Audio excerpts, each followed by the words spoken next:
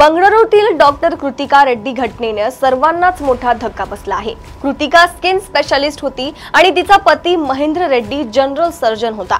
महेंद्रनेच आपल्या डॉक्टर पत्नीची हत्या केली। तब्बल 6 महिन्यांनी या हत्येचा पर्दाफाश झाला आहे।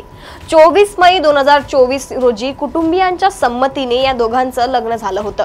मुलीच्या वडिलांनी त्यांच्या मुलीला आणि जावयाला बंगळुरूच्या एका पॉश भागात 3 कोटी रुपयांचं घर भेट दिलं होतं। लग्नानंतर 11 महिन्यांनी 24 एप्रिल 2025 रोजी सकाळी डॉक्टर महेंद्र रेड्डीने त्याच्या सासरच्यांना आणि नातेवाईकांना फोन करून कळवलं की कृतिका बेशुद्ध आहे आणि ते तिला रुग्णालयात घेऊन जात आहेत। रुग्णालयात 28 वर्षीय कृतिकाचा मृत्यू झाल्याचं समोर आलं।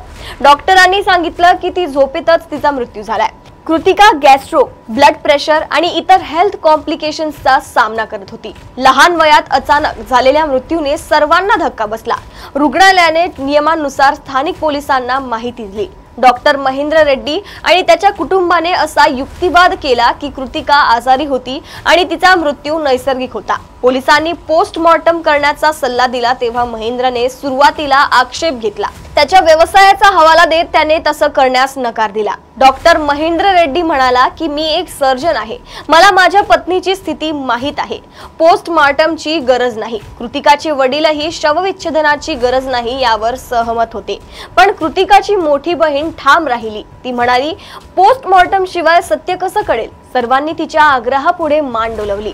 पोस्टमॉर्टम करण्यात आलं। सुरुवातीच्या अहवालात काहीही उघड झालं नाही।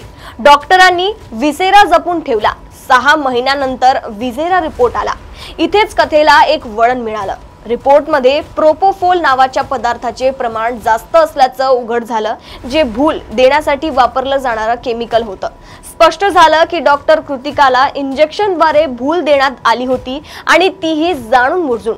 त्या रात्री फक्त पती पत्नी घरी असल्याने संशयाची सुई महेंद्रवरच गेली। कृतिकाच्या कुटुंबाने रिपोर्टच्या आधारे गुन्हा दाखल केला।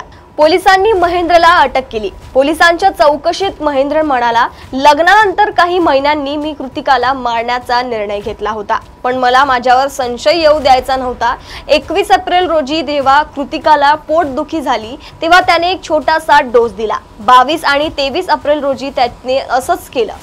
23 एप्रिलच्या रात्री त्याने इतका जास्त डोस दिला की कृतिकाचा सकाळी मृत्यू झाला। पोलीस तपासात असं दिसून आलं की महेंद्र रेड्डी संतापला होता, कारण कृतिकाच्या कुटुंबाने लग्नापूर्वी तिची मेडिकल हिस्ट्री लपवली होती। कृतिकाला गॅस्ट्रो आणि ब्लड प्रेशर सह अनेक आजार होते। तिला वारंवार रुग्णालयात घेऊन जावं लागत असे।